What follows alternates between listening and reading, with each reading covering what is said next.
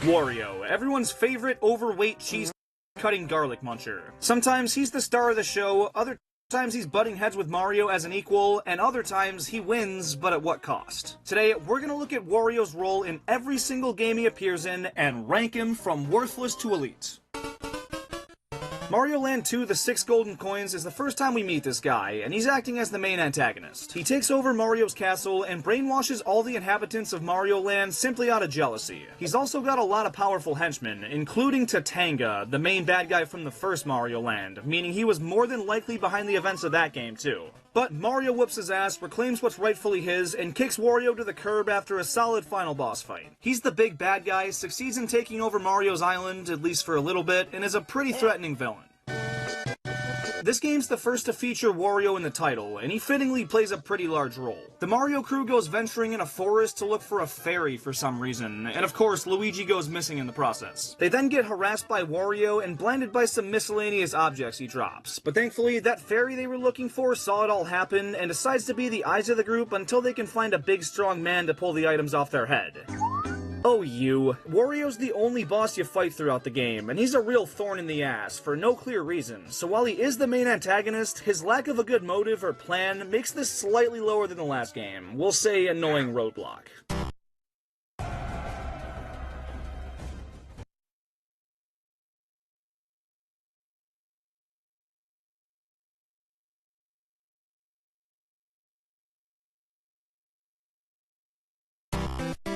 This game finally makes Wario the main protagonist, and jumpstarts the entire Wario Land series. He gets his own slate of bad guys with the Black Sugar Gang, and they're led by Captain Syrup, who steals a golden Princess Peach statue from Mario's castle, and Wario's goal is to steal it from them before Mario can take it back himself. Surprisingly, he succeeds, for a second, because Mario swoops by in a helicopter and snags it right under his nose. But he does get to keep the rest of Captain Syrup's loot, and since he freed her genie, he decides to do Wario a solid and turn his collected treasure into a new home. This can range from a birdhouse to his own frickin' planet, but the second best result is a full-on castle, and since that returns in future Wario games, that's the true ending. So he achieves his lifelong goal of getting his own castle, beats up an entire gang of pirates all on his own, all the while being spotlighted as the main character and being playable from start to finish. That reeks of an elite tier.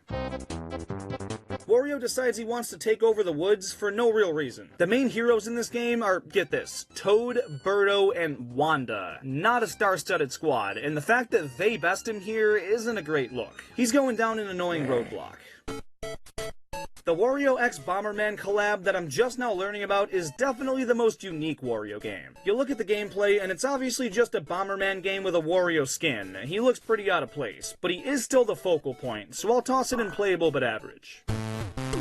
This time around, he's once again the main playable character, and now he's trying to escape some giant cave system while also collecting some money along the way. The gameplay's not great, and the visuals are atrociously red, but he's just as capable as he was in the first Wario Land game, and does successfully escape the caves in the end. But it's a frickin' Virtual Boy game, I can't put this in elite. He's a good main character, though. In the second, but actual third Wario Land game, Wario's playing the defensive for the first time. Rather than going after someone else's treasure, his gets stolen by the Black Sugar Gang, and he's gotta chase him down to retrieve it. Gameplay this time kinda makes him OP. He no longer has a health bar, can't get a game over, and has new abilities that make him stronger than ever, which lets him kick the shit out of Captain Syrup's squad with ease, and shoots him right up to another elite tier. The next Wario Land game, once again, doesn't have Wario causing any mischief. His plane crash lands in the forest, so he walks into a nearby cave, gets sucked into some weird music box world, and gets tasked by this mysterious figure to break some hidden seal and restore his powers. Don't know if I should trust this guy, but he promises Wario a way home, and what other choice does he really have? Cue the gameplay, Wario collecting all 5 music boxes and freeing the supposed god of the world, who turns out to be an evil clown. I fucking knew it. This dude is creepy looking, and he's certainly a more menacing foe than the previous Wario Land games, but Wario still takes him down pretty handedly and turns all the people of the land back to normal. He only went about his quest to escape the music box world and maybe make a quick buck, but he also inadvertently saved a whole bunch of people, and it's the first time we've really seen him in the role of a hero. And yes, he still gets out with some serious treasure, so it's a win for everybody, and a clear-cut elite.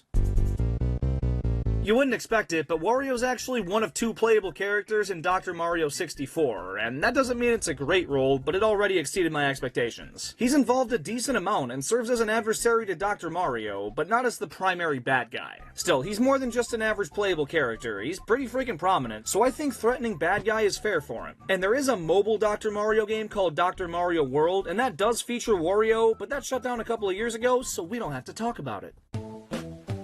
Wario hears about a newly discovered pyramid ruin and races over to loot it, which like usual, gets him trapped in it. He fights his way through, battles the spirit of some old lady, and gets out with a boatload of cash. Standard Wario activity, but compared to Wario Land 2 and 3, his actions are a lot less justified, and he's just doing it to get even richer, so he'll go main character tier, because he's highly prominent, but doesn't have as much impact outside of his bank account, and decimating a historic site. Wario starts his own company to capitalize on the oh-so-lucrative gaming industry. He calls up a bunch of his pals, forms WarioWare Inc., and they make a game that makes bank.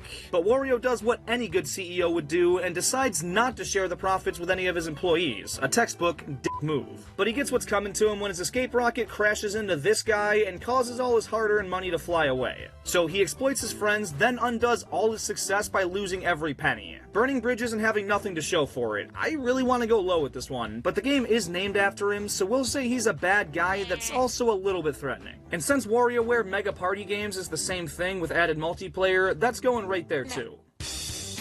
In this one, he steals a strange black jewel that he doesn't know is actually alive with a vengeance, and it turns all his treasure into monsters and boots his ass from his castle. He goes around rescuing these forest pixies called Spritelings, and they help him take back his kingdom and take down the black jewel. He's not causing any mischief, he's just got some misfortune, and he overcomes it with the help of the Spritelings, so he doesn't do it single-handedly, which makes it lower than Elite, but a solid main character tier.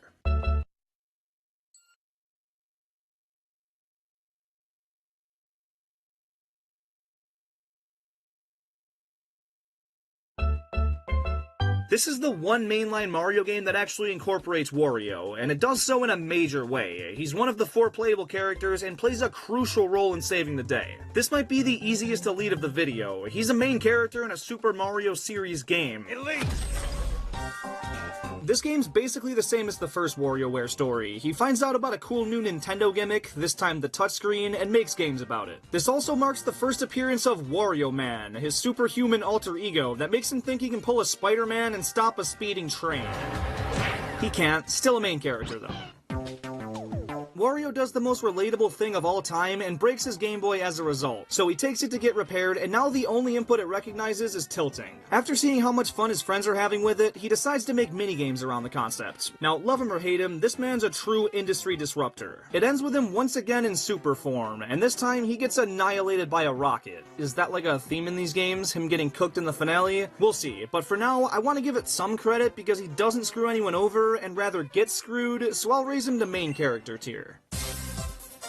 His brother Waluigi is the main evil mastermind in this game, which is the most we've ever seen him do. Wario, on the other hand, just does some evil biddings to help his bro. He's holding one of the music keys that the Mario Bros need to beat Waluigi and refuses to give it up, until he loses a fucking dance fight and that's the end of that. He's a worthy opponent here, and puts up a good fight for his brother's plan, threatening bad guy. Wario's a power-type character that's fully playable and gets his own stage. Solid, nothing crazy, playable, and average. Wario does make an appearance in Yoshi's Island DS, and he's even involved in some of the gameplay, but he's a helpless baby that's being carried around by Yoshi, so a pretty self-explanatory worthless. Same old recycled WarioWare premise. He likes the motion controls on the Wii Remote and decides to capitalize on it for cash. Main character. In Wario Master of Disguise, Wario gets jealous of some dude on TV and decides to jump into the world of television to, of course, get rich quick. He gets a hold of a super powerful magic wand that gives him all sorts of cool powers, and uses that to assemble the Wish Stone so he can wish for some bills. When he completes the Wish Stone though, he unleashes some evil demon from within and it tries to devour the souls of everyone in the universe. Wario beats it up, seals it away in an alternate dimension, and goes to head back to reality with his newfound riches. They don't transfer over. He saves the day, which would normally help him out a good bit, but it's television, it's not real, and since he didn't achieve his main goal of stacking bread, he's pretty freaking average. He's playable in every single Mario and Sonic Olympic game, Mr. Consistency. Wario hears about a magical bag that infinitely drops coins whenever you shake it, hence the namesake, and sets out to go bring back some bacon. He retrieves the bag, saves the queen in doing so, and just does not give a f*** about her because he's rich now. Roll credits, the end, Wario's successful, but then he's not. Apparently, Captain Syrup was the one that planted the idea to get that endless money bag into Wario's head, and after he did all the work to get it, she swoops in while he's distracted and runs off, which is how the game ends. So he doesn't achieve his goal. He still does a good deed, even if he didn't mean it, so he gets decent credit as a main character. In this one too many OSHA violations caused a ton of his workforce to leave his company for one that'll treat him a bit better, and can you really blame him? So without any qualified employees, he puts the player to work to make the games for him, and just teaches some fundamentals so he can sit back while we slave away. Pretty friggin' worthless if you ask me. Just like Mario Hoops, he's fully playable and has a stage based on the factory he apparently has. Average playable role. Still haven't played this game, but Wario's here as a playable guy and is pretty average.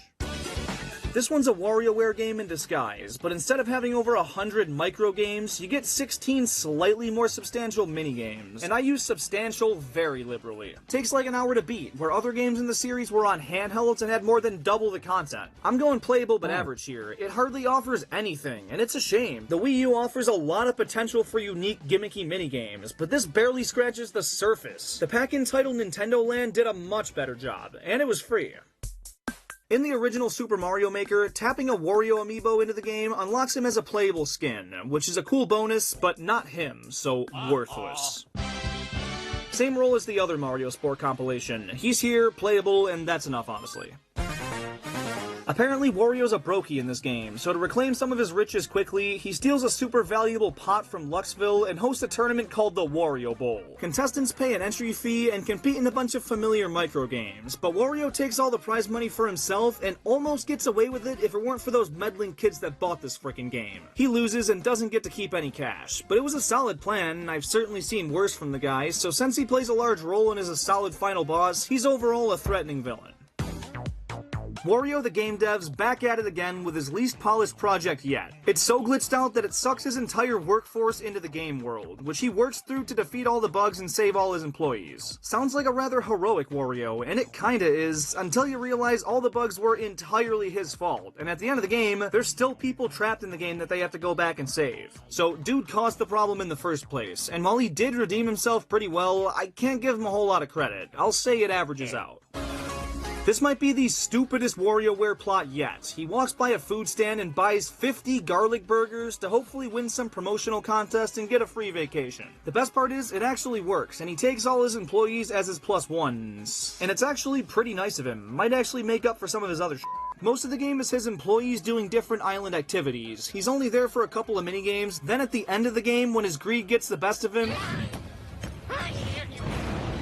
Where do they come up with this stuff? He unleashes some ancient curse that puts the entire island in danger, but thankfully, his crew's pretty reliable and they save him. I'm probably gonna go playable but average again. He almost causes another genocide and isn't even the only playable guy in the game, so I think that's being pretty generous.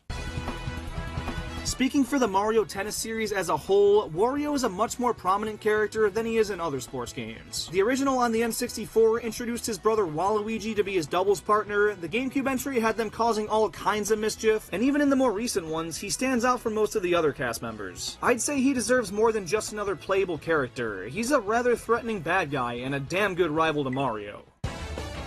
In the golf series, Wario hasn't missed a single entry, which is good, but unlike tennis, there's nothing special or exciting about this version, so solid. Same thing with the Mario Baseball series, Mario Strikers, Mario Kart, and Mario Party. Kinda a cop-out, but there's not much to talk about here. You could argue Smash Bros. Is another playable but average, but I think Wario's portrayed a bit better in these games than just a regular Mario sports game. For starters, it's his WarioWare look, so he's more independent and has his own series, but he also plays a pretty big antagonistic role in the Subspace Emissary, so he's not just another nobody in a sea of gaming characters. He's also a higher tier fighter in the latest game, and I'd hate to see a good one online, so I'd say he's a threatening bad guy. And there you have it.